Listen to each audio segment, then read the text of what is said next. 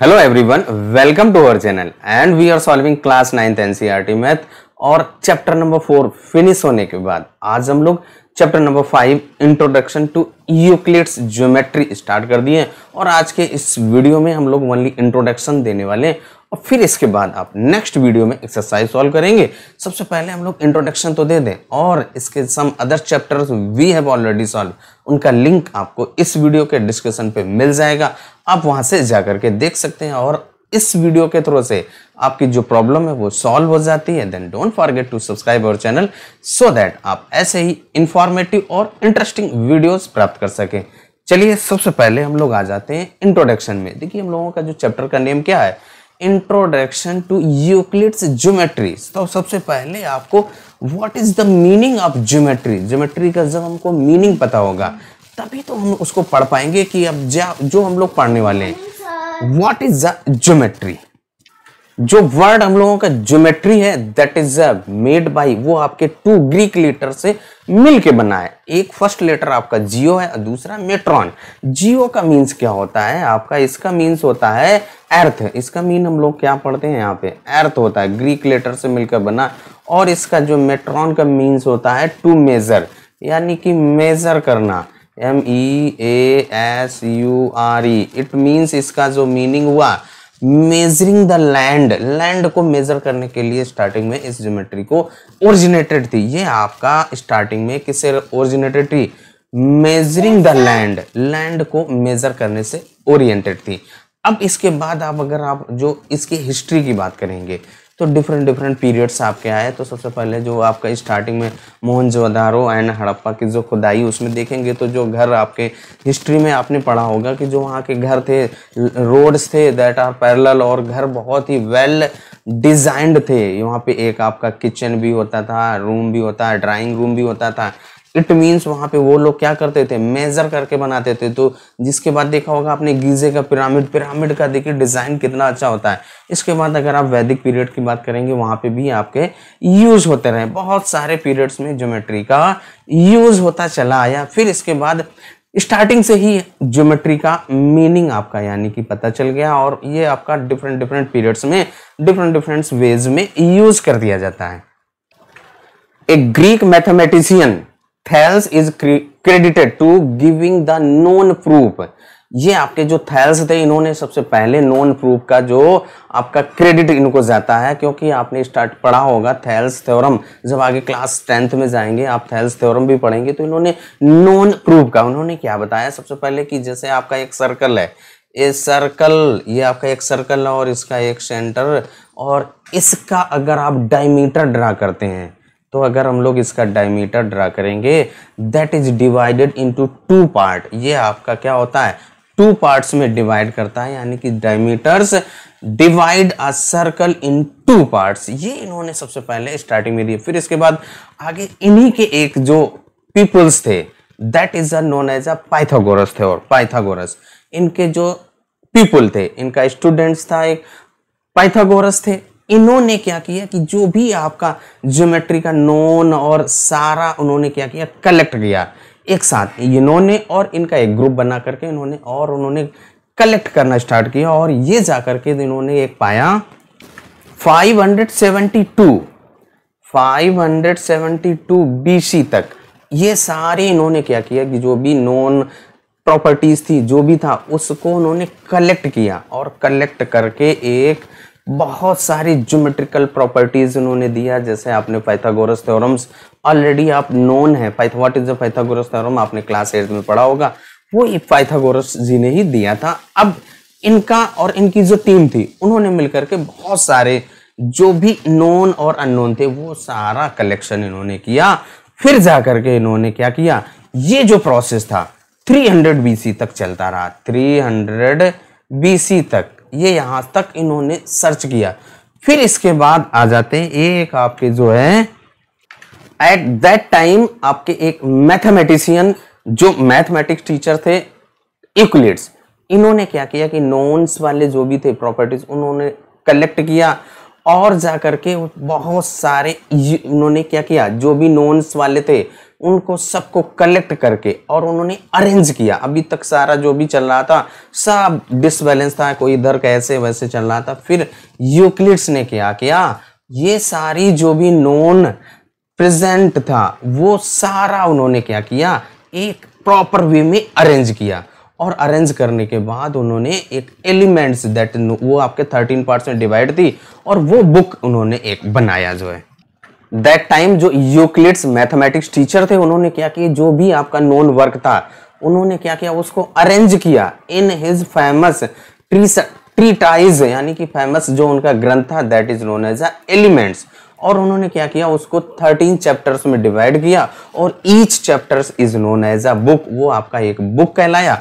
अब आज के इस वीडियो में यानी कि हम लोगों का जो चैप्टर है वो यूक्लिड्स की जो ज्योमेट्री है उसी से रिलेटेड है, यानी कि जो आपकी ज्योमेट्री की हिस्ट्री कहां से कैसे आई और यूक्लिड्स ने कैसे इस ज्योमेट्री में अपना एक बहुत ही इंपॉर्टेंट रोल किया, वो यहाँ पे हम लोग इंट्रोड्यूस करने वाले थे। तो अब आ जाते हैं नेक्स्ट टॉपिक पर। अब आ जाते हैं हम लोग Euclid's definitions, examples and postulates, ये सारे क्या होते हैं उसी से रिलेटेड है। तो सबसे पहले देखिए यूक्लिड्स के जो टाइम में था, तो देखिए ज्योमेट्री में हम लोग क्या क्या पढ़ते हैं, पॉइंट पढ़ते हैं, लाइन पढ़ते हैं, लाइन सेगमेंट पढ़ते हैं, सरफेस पढ़ते हैं, यही सारी चीजें तो पढ़ते हैं। तो दैट टाइम क्या होता था कि जो उनके सराउंडिंग में होता था उसी चीज को वो वहां पे स्टडी करते थे, स्पेस हो चाहे आसपास जो भी चीजें थी उसी से उन्होंने उसको डेवलप किया। जैसे आपके पास कोई एक सॉलिड ऑब्जेक्ट है तो उसमें क्या होता है कि सरफेस होता है, एड्ज होते हैं, पॉइंट होते हैं यानी कि कॉर्नर होते हैं, और वो जो सॉलिड होता है that is moved from one place to another place, move करता है भाई। आपके पास जैसे ये आपका एक सॉलिड है, इसको आप वन प्लेस से अनदर प्लेस पर मूव कर सकते हैं, तो यही तो होता है।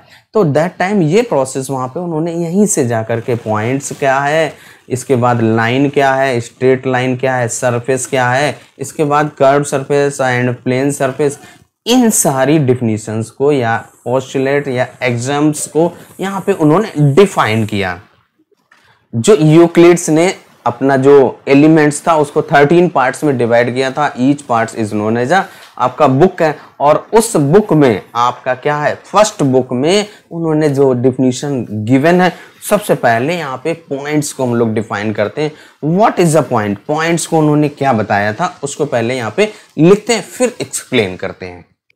यूक्लिड्स ने जो पॉइंट का डिफिनीशन दिया, पॉइंट को उन्होंने डिफाइन किया, क्या कहा, a point is that which has no part, एक पॉइंट वो है जिसका कोई भी पार्ट नहीं है। तो देखिए सबसे सिंपल सी बात है, आपके पास यहाँ पे देखिए एक ही आपका पॉइंट है, इसका कोई पार्ट नहीं, इसका नेम अगर दिया जाए तो ए दे सकते हैं भाई। जैसे आपके पास एक ये सरफेस है, ये आपका एक सरफेस है, यहाँ पे इसकी बाउंड्री है, बाउंड्री के थ्रू से जो रीजन बाउंडेड होता है वही आपका एरिया होता है। इसके बाद आपका क्या होता है, यहाँ पे जो बाउंड्रीज होती हैं that are straight line, line हो सकती है या आपके कर्व हो सकते हैं। जैसे आपका एक ये कर्व है यहाँ पे, तो ये आपकी बाउंड्रीज कैसी है, कर्व है, और इसमें बाउंड्री कैसी है, आपकी स्ट्रेट लाइन है। तो यानी कि जो आपका पॉइंट है यहाँ पे देखिए, आपका एक ये पॉइंट यहाँ पे है, एक यहाँ पे पॉइंट होगा, एक यहाँ पे बहुत सारे पॉइंट्स हैं। तो पॉइंट क्या होता है कि that has no part. Line का उन्होंने डिफाइन किया, a line is breathless length. Line क्या होता है कि जो ब्रेथलेस लेंथ है, उन्होंने क्या बताया कि जैसे आपके पास कोई एक सरफेस गिवन है, ये आपका एक सरफेस है यहाँ पे, अब ये जो इसके थ्रू से जो बाउंड्रीज होती हैं दैट आर स्ट्रेट लाइन और कर्व, और यही आपकी जो बाउंड्री सरफेस को डिवाइड करती हैं। मान लो आपने एक यहाँ पे और लाइन ड्रा कर दिया, तो ये आपका क्या हुआ, 2 पार्ट्स में डिवाइड कर दिया। तो जो आपका ये है that is known as a line. यहाँ पे आपका एक ये लाइन है, एक ये लाइन है। तो जो लाइन होती है उसकी कोई ब्रेथ नहीं होती है, ये इन्होंने बताया। लाइन क्या होता है कि ब्रेथलेस लेंथ होता है, और वो सरफेस को डिवाइड करता है, या सरफेस का बाउंड्री भी होता है दैट आर लाइन। वो आप बाउंड्री आपकी स्ट्रेट लाइन भी हो सकती है और कर्व भी हो सकती है। अगर आप सर्कुलर लेंगे या आप ऐसे करके, ये देखिए आपका ये भी आपका क्या है, सरफेस ही है, बट जो इसका जो बाउंड्रीज है दैट इज अ कर्व। तो ये आपका लाइन डिफाइन हो गया। जो लाइन हम लोगों की होती है, उस लाइन का जो एंड होता है दैट इज अ पॉइंट। देखिए यहाँ पे क्या है, आपका ये जो लाइन यहाँ पे तो इसका जो एंड यहाँ पे हो रहा है, इसका भी एंड यहाँ पे हो रहा है, तो ये आपका एक पॉइंट होगा। अगर आपकी ये जो मिडिल वाली लाइन देखें तो यहाँ पे ये आपका यहाँ पे एंड हो रहा है और यहाँ पे एंड हो रहा है, दैट इज अ पॉइंट। अगर आपकी देखिए एक ये यहाँ पे लाइन आप यहाँ पे ड्रा करते हैं, इसका जो एंड यहाँ पे एक हो रहा है और ये आपका एक एंड हो रहा है, तो दीज आर द 2 पॉइंट्स। इसका नेम दे दीजिए A and B.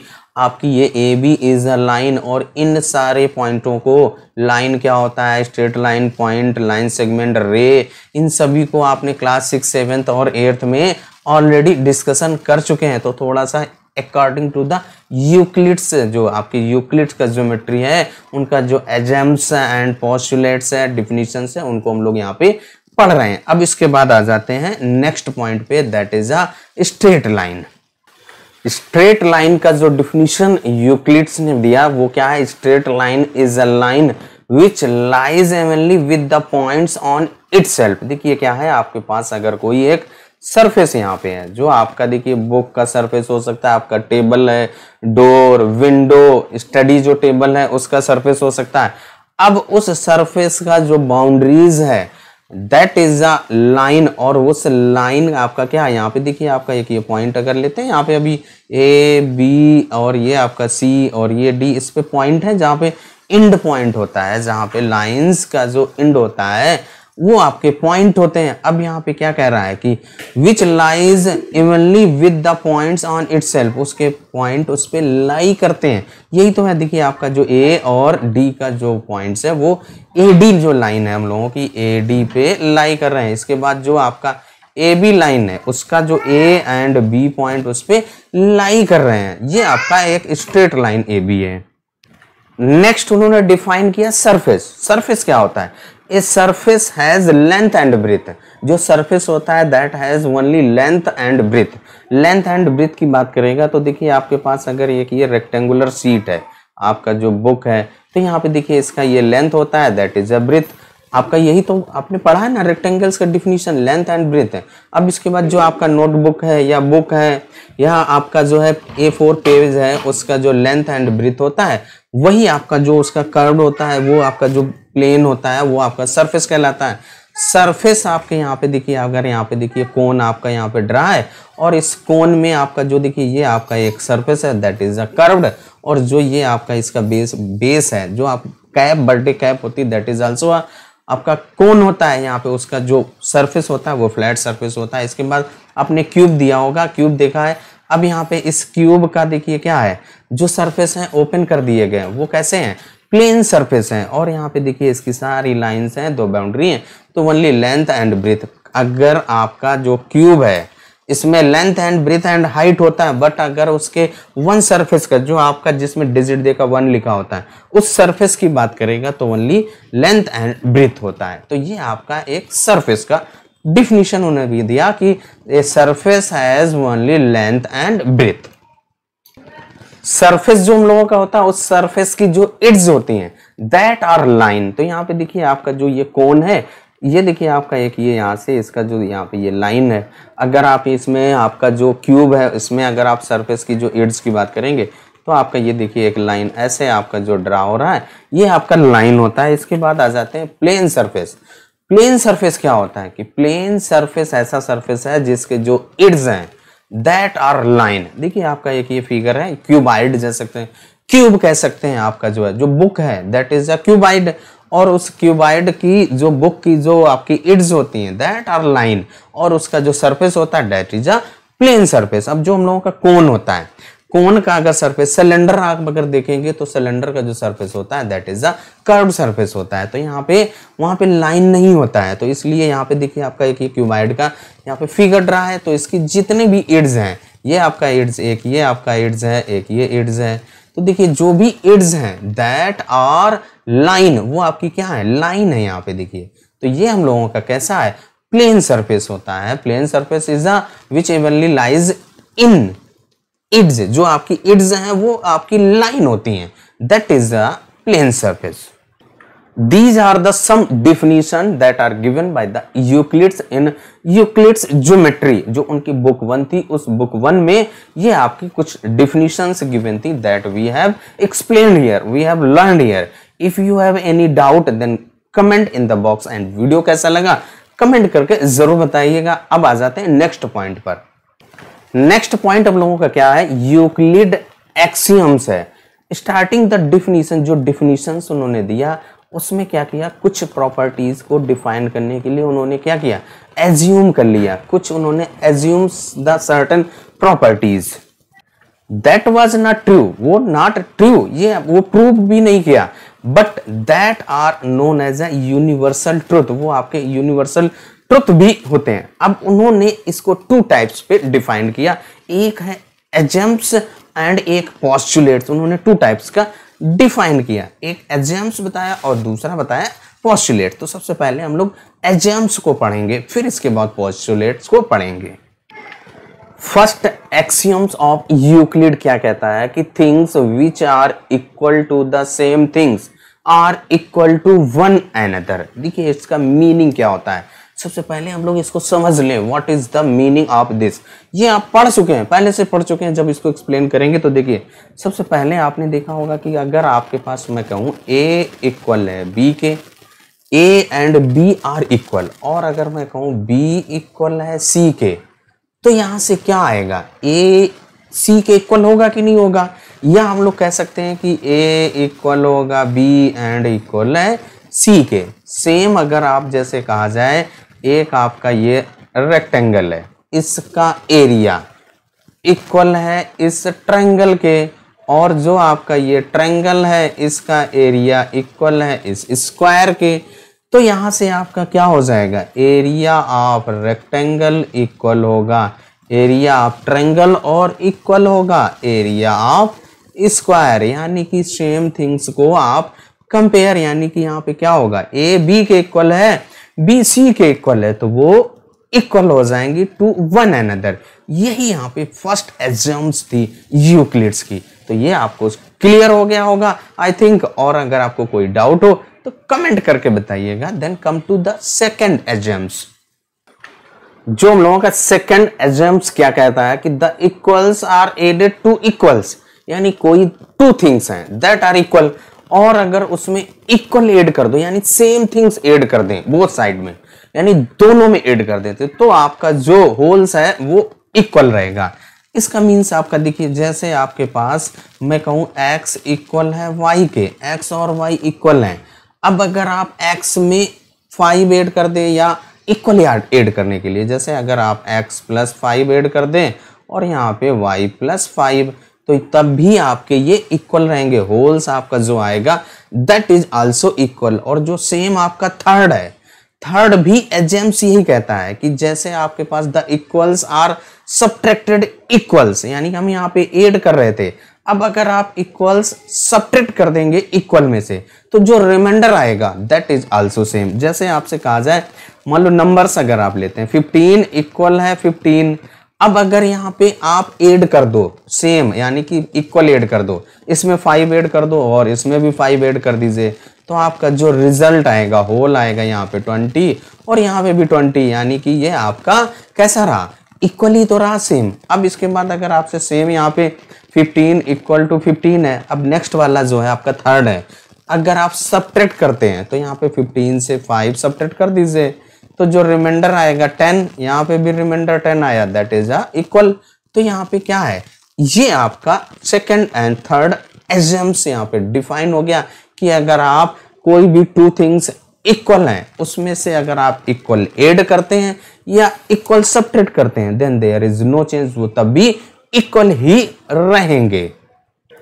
Fourth exams आपका क्या है कि things which are coincide with one another are equal to one another. बिल्कुल सेम। यहाँ पे इससे क्या पता चलता है कि अगर कोई भी टू आइडेंटिकल थिंग्स हैं, अगर वो आइडेंटिकल है वो मीन सेम है, तो क्या होंगी, इक्वल होंगी। अब भाई जैसे आपके पास 2 फोन ले लीजिए, बिल्कुल सेम कंपनी के और सेम ब्रांड ले लीजिए, तो वो दोनों फोन क्या होंगे, आइडेंटिकल होंगे, बिल्कुल सेम होंगे। अगर आप क्लास 10th का या क्लास 9th का जो बुक है, अगर वो आप लेते हैं यहाँ पे, तो क्या है, वो 9th का बुक है, सेम थिंग्स है, तो कैसा आइडेंटिकल है, मीन्स वो इक्वल है।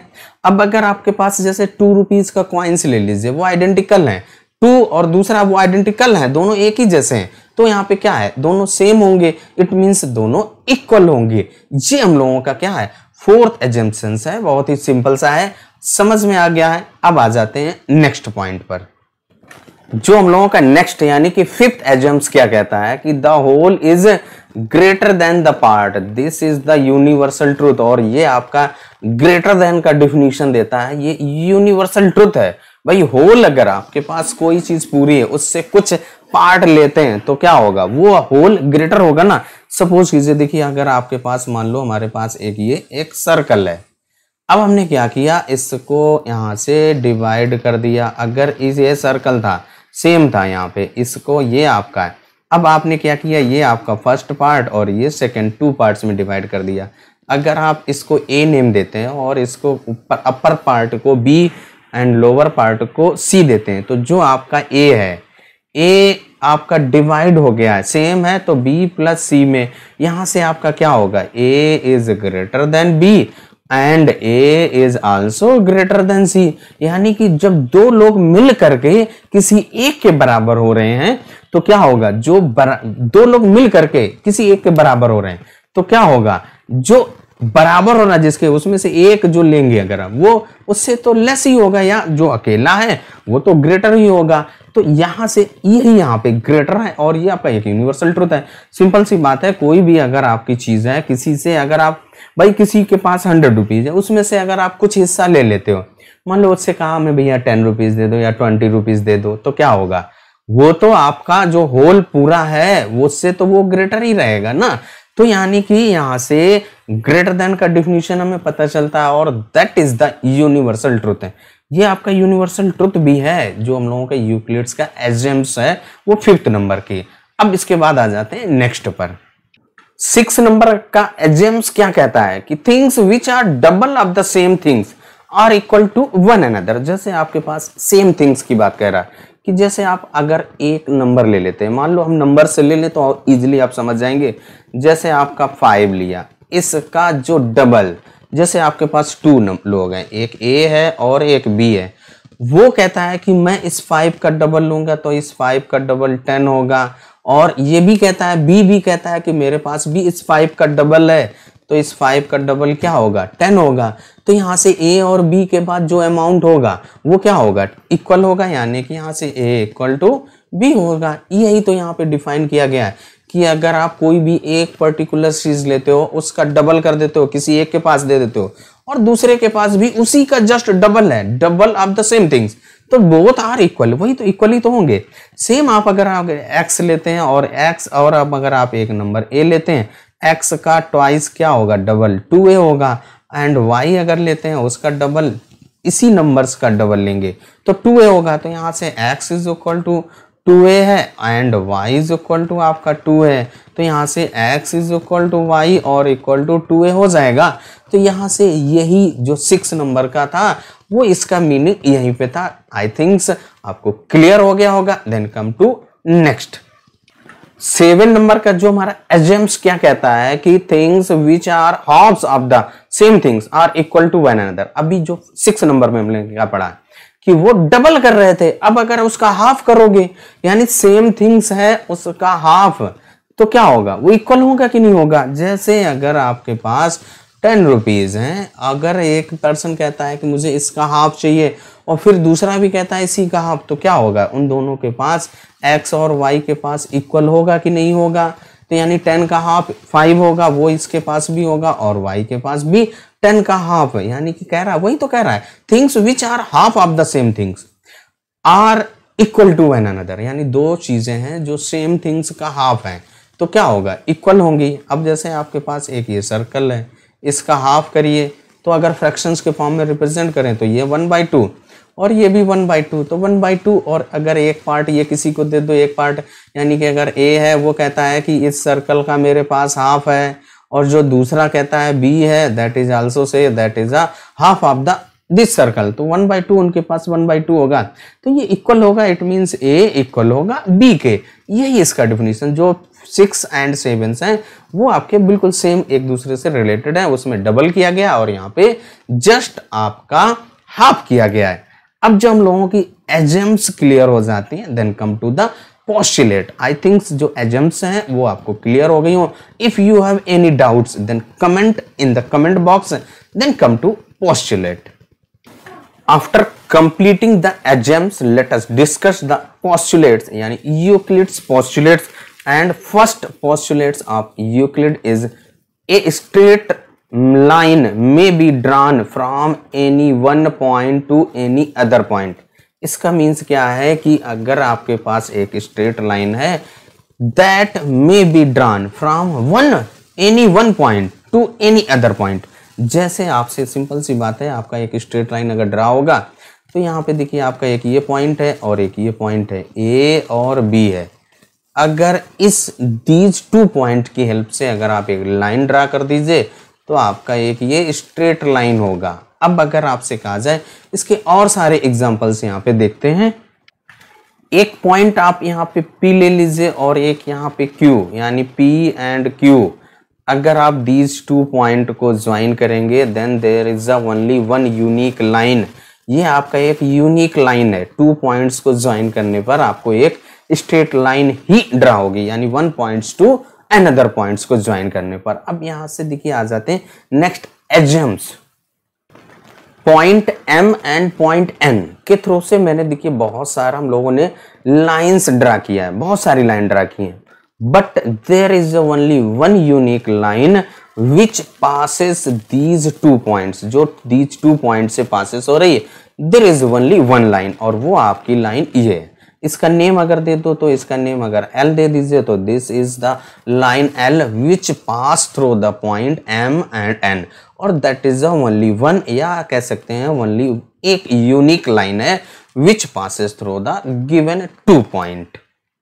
सेकेंड पोस्टुलेट आपका क्या कहता है कि a terminated line can be produced indefinitely. यानी कि देखिए अगर आपके पास यहाँ पे कोई एक लाइन है यहाँ पे, तो ये आपकी अगर लाइन है तो हम लोग क्या करें, इसमें से एक टर्मिनेटेड लाइन यहाँ से A और ये आपका नेम दे दो A एंड B। तो इसको आप यहाँ पे A B है, इसको अगर हम प्रोड्यूस करें तो B डायरेक्शन में भी आप इसको ऐसे प्रोड्यूस कर सकते हैं और A साइड में भी इस तरीके से प्रोड्यूस कर सकते हैं।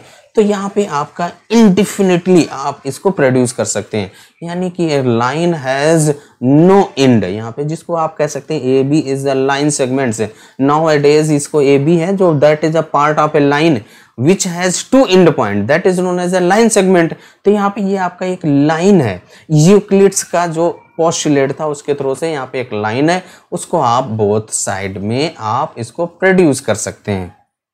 Then come to the next postulate. Next आपका जो थर्ड पोस्टुलेट क्या कह रहा है, a circle can be drawn with any centre and any radius. बिल्कुल सिंपल सी बात है, आपको सर्कल जैसे मैं कहता हूं कि 2 सेंटीमीटर रेडियस का एक सर्कल ड्रा करो, आप कहेंगे कि नहीं मैं 3 सेंटीमीटर का ड्रा कर सकता हूं, 4 सेंटीमीटर रेडियस का सर्कल ड्रा कर सकते हैं। यानी कि अगर आप कोई भी स्टूडेंट्स कहता है मैं इस पॉइंट पर ड्रा करूंगा, इसका नेम दे दीजिए O, तो यहाँ पे आप सर्कल अगर ड्रा करते हैं। इसके बाद अगर कोई अदर स्टूडेंट्स कहता है नहीं मैं इसका A नेम दे देता हूँ सेंटर को और इसका एक सर्कल ऐसे ड्रा कर सकते हैं, रेडियस ग्रेटर ले लीजिए।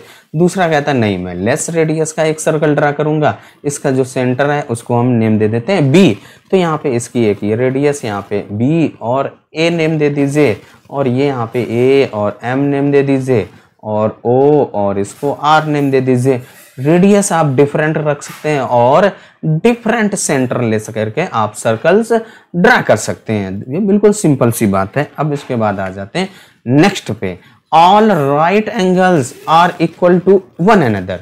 बिल्कुल भाई, राइट एंगल का जो मेजरमेंट क्या होता है 90 डिग्री का होता है ना। राइट एंगल का मीन्स क्या होता है 90 डिग्री। तो भैया 90 है वो 90 के तो इक्वल ही रहेगा। अभी हम लोगों ने एग्जाम्स में पढ़ा था जो इक्वल थिंग्स हैं आर इक्वल होती हैं। तो यहाँ पे क्या हो जाएगा, जैसे आपके पास ये आपका एक राइट एंगल यहाँ पे और अगर किसी ने एक छोटा सा राइट एंगल ड्रा कर दिया, इसका भी मेजरमेंट आपका 90 है और इसका अगर मेजर करेंगे दैट इज आल्सो 90, तो ये आपका क्या होगा इक्वल होगा। अगर कोई कहता नहीं मैं इतना बड़ा सा ड्रा करूंगा लेकिन इसका मेजर करोगे तो 90 डिग्री का ही होता है। तो जो ऐसे आपका जो प्रोटेक्टर है जिसके थ्रू से ड्रा करते हैं राइट एंगल्स, तो यहाँ पे अगर एक छोटा सा प्रोटेक्टर लेंगे तब भी आपको राइट एंगल ही ड्रा होगा। अगर आप बड़ा सा प्रोटेक्टर लोगे तब भी आप अगर राइट एंगल ड्रा करेंगे तो 90 डिग्री का ही ड्रा होगा, चाहे छोटा ले लीजिए चाहे बड़ा ले लीजिए। तो all right angles are equal to one other.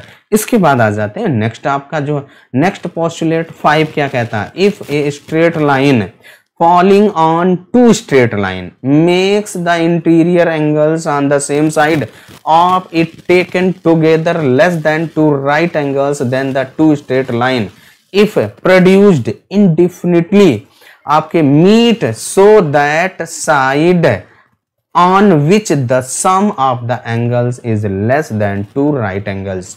देखिए इसको बहुत ही क्लियरली आपको समझाता हूं। यहाँ पे देखिए जो स्टेटमेंट लिखा है ऐसे कह रहा है कि अगर आपकी टू लाइन है, आपका एक ये लाइन है और इसके बाद आपका एक ये लाइन है, अब इस लाइन पे एक थर्ड लाइन फॉल कर रहा है, ये नेम दे दो इसका L, इसका नेम दे दीजिए M, और ये आपका एक लाइन है और इसके बाद एक आपकी थर्ड लाइन आपका यहाँ पे N फॉल कर रहा है। अब इसके बाद यहाँ पे देखिए आया if interior angles on the same side, देखिए आपका सेम साइड, ये आपका लाइन L जो आ रहा है इसके सेम साइड, दिस साइड अगर आप लेते हैं और एक this side and this side, two sides, एक आपका इस साइड है और एक इस साइड है, ये आपके इंटीरियर एंगल्स फॉर्म हो रहे हैं। अब यहाँ पे क्या कह रहा है, अगर इन दीज टू लाइंस को आप प्रोड्यूस करेंगे यानी कि इसको आगे बढ़ाएंगे तो वो किस डायरेक्शन में मिलेंगी, वो ये कहता है कि जिस डायरेक्शन में जो इंटीरियर एंगल्स का सम टू राइट एंगल्स यानी कि 180 डिग्री से लेस है। तो यहां पे अगर आप ध्यान से देखें तो इस साइड के जो एंगल हैं, दिस साइड, इनका एंगल आपका 180 से लेस है, इनका जो सम है वो 180 डिग्री से लेस है। इट मींस अगर आप दिस डायरेक्शन में यहाँ पे ऐसे प्रोड्यूस करेंगे तो ये कहीं ना कहीं जा करके आपकी इंटरसेक्ट करती हैं, दीज टू लाइंस आपकी श्योर है इंटरसेक्ट करेंगी। यही आपका पोस्टुलेट 5 है। आई थिंक जो आपका ये पोस्टुलेट है वो क्लियर हो गया है और इसी के साथ आपके जो एक्सियम्स एंड पोस्टुलेट्स कंप्लीट होते हैं। तो आज के इस वीडियो में ओनली इंट्रोडक्शन ही हम लोग देने वाले थे, तो हम लोग इंट्रोडक्शन आपका कंप्लीट हो चुका है। Then we solve the exercise 5.1 in the next video, so that आप ऐसा ख्याल रखें, स्वस्थ रहें, मस्त रहें। मिलते हैं नेक्स्ट वीडियो में नेक्स्ट एक्सरसाइज 5.1 के साथ।